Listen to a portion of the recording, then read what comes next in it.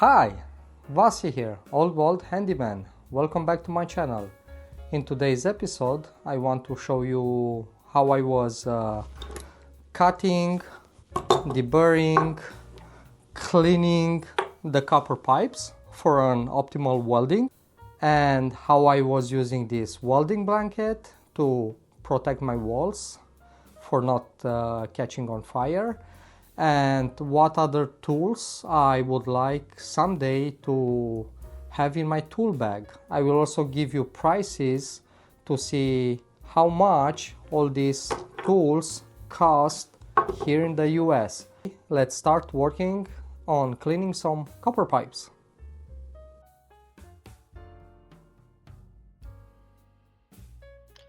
First, I will need to identify the type of the pipe which is suitable for my project. In this case, I bought a 1/2 inch type L copper pipe, which is commonly used for water installations here in the US. I believe where the metric system is used, the size of the pipe is 50 millimeters, and I would like you to comment in the comment box below to say if I'm right or wrong, because I'm curious. Thank you. After measuring the desired pipe length, the next step is cutting the pipe. I have two tools here. One is the auto cut, which comes in different sizes for different pipe size. Mine is for 1/2 inch pipe, and the rigid cutter, which can cut a range of sizes. The smallest one is 1/8 of an inch, which is approximately 3.5 millimeters, and the largest one is 1 inch and 1/8, which is about 28.5 millimeters. So it's more useful in some situations because you don't need two separate tools for different pipe sizes. If you are working in the wall and you don't have lots of clearance, it's just better to use the auto cut because you can just cut the pipe very easily. It would have been impossible because when rotating it, I will have hit the wall, making it impossible to cut the pipe, so I'll set this aside. Now I will talk about the auto cut, and as I mentioned earlier, it's designed for 1/2 inch pipe. It's very easy to use. It has a direction arrow, and you must rotate the tool in the direction of the arrow to cut the pipe. Okay, let's see how this tool works.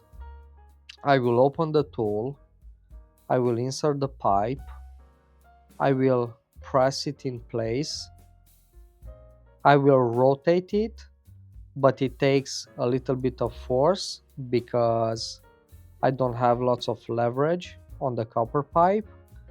Once it starts moving, it gets easier and the pipe is just easy to cut.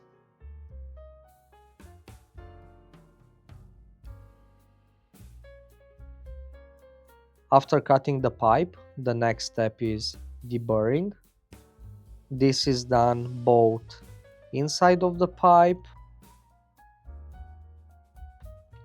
using the tool's conical section and outside the pipe. Okay, let's see how deburring really works. First, I'll start with the interior. I was very impressed with these tools when I first used them. For me, any new experience is always very exciting.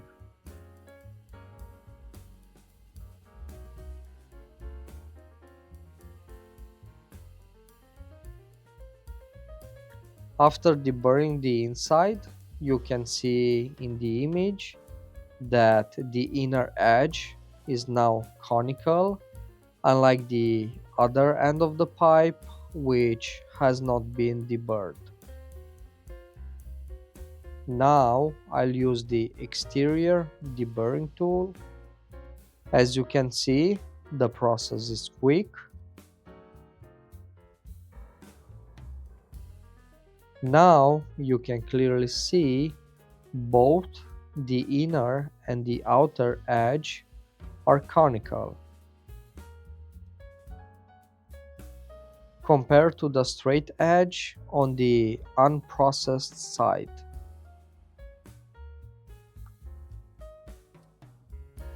After deburring, the next step is sanding the pipe. For this, I will use 150 grit sandpaper.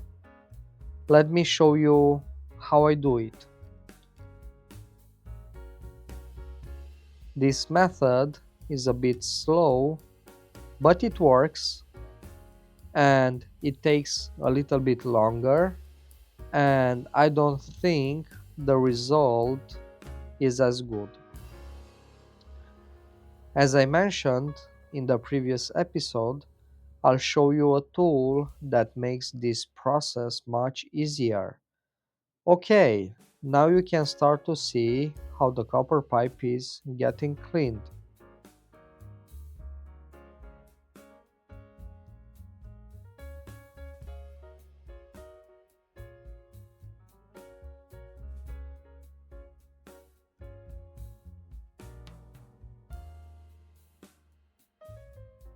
Now I'll use another tool to clean the exterior of the pipe.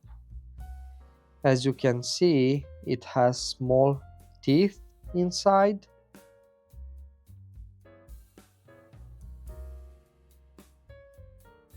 And you'll see how quickly the pipe gets cleaned.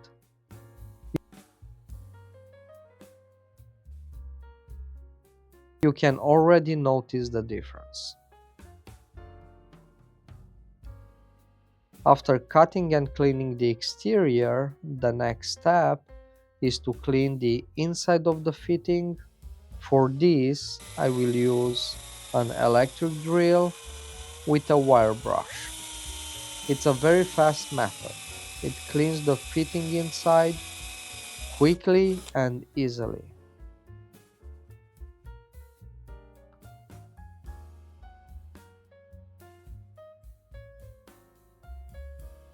Before soldering, I'll burn off the label using a torch.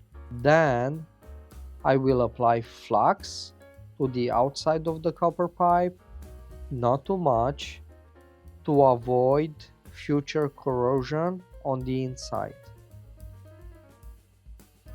After that, the pipe is ready for soldering. Now I want to talk about the heat shield slash welding blanket. It's made from a very dense material. I'm not sure exactly what type of material. What you are seeing here is just some water. I tried to clean it because it was covered in fiberglass insulation. Basically, once placed on the pipe, it protects everything behind it. In my case, it was the wooden wall structure and the fiberglass insulation. Since we are talking about tools, let's also mention prices. Beside the displayed price, each state has additional sales tax. Where I live, there is an extra 10.5% added to the displayed price. We have the rigid pipe cutter for $39.97, half an inch auto cut pipe cutter for $23.97, the half inch tube cleaning brush for $4.27, half inch wire brush for internal cleaning, $3.78. The rigid deburring tool for $42.56, and the welding blanket, which sells for $8.99. And now I will talk about tools I would like to add to my tool collection. A tool I'd love to have in my set is this flux applicator, which is called fluctuator. It precisely dispenses the flux onto the pipe. You can order it from Amazon for $32.95. Another tool I'd like to have in my tool bag is this jet suite. It uses a gasket to block water flow, allowing you to solder a valve onto a copper pipe. Once installed, you remove the device, shut off the newly installed valve, and continue soldering the rest of the pipe. One mistake I made in a previous project was trying to solder copper pipes with water inside. This tool can help with that. The price of this kit is $289. I hope you found this content interesting.